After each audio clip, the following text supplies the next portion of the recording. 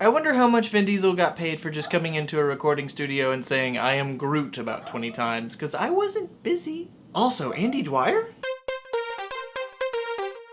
So Guardians of the Galaxy are the cool, new, awesome superhero Marvel team that everybody pretended to know about when they saw the awesome trailer. They're actually a group of galactic misfits that exist within the Marvel universe. I'll be honest when I say I knew virtually nothing about this comic book series before I went into it. I will say that this movie strives to be more of a science fiction, fantasy, comedy than just a standard superhero movie, which is great. I mean, I hate to say it, but I'm a little almost burnt out on superhero movies, just a little bit. Which is why the real nerds of today are at home watching documentaries on Netflix. We've got Chris Pratt, who plays a human named Peter Quill, or as he likes to call himself, Star-Lord. Zoe Saldana is taking a break from being blue, and she is green in this movie as Gamora. I can't come to work today.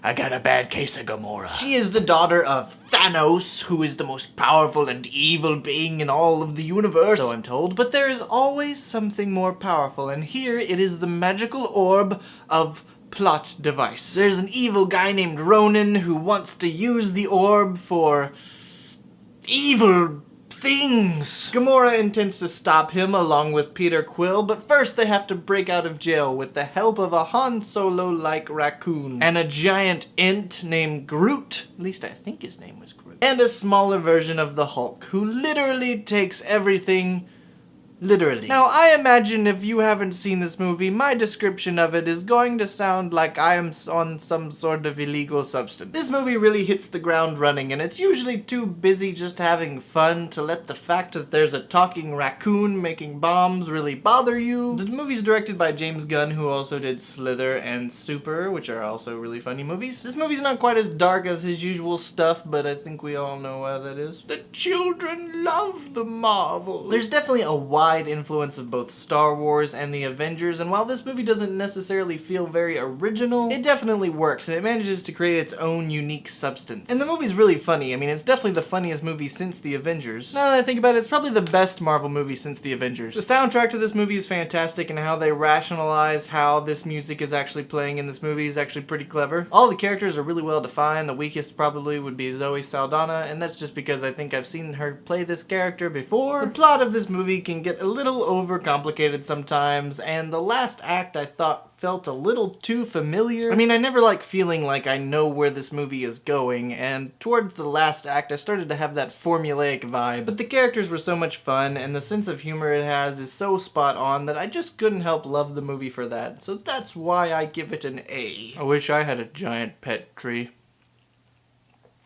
But then I'd have to be a talking raccoon.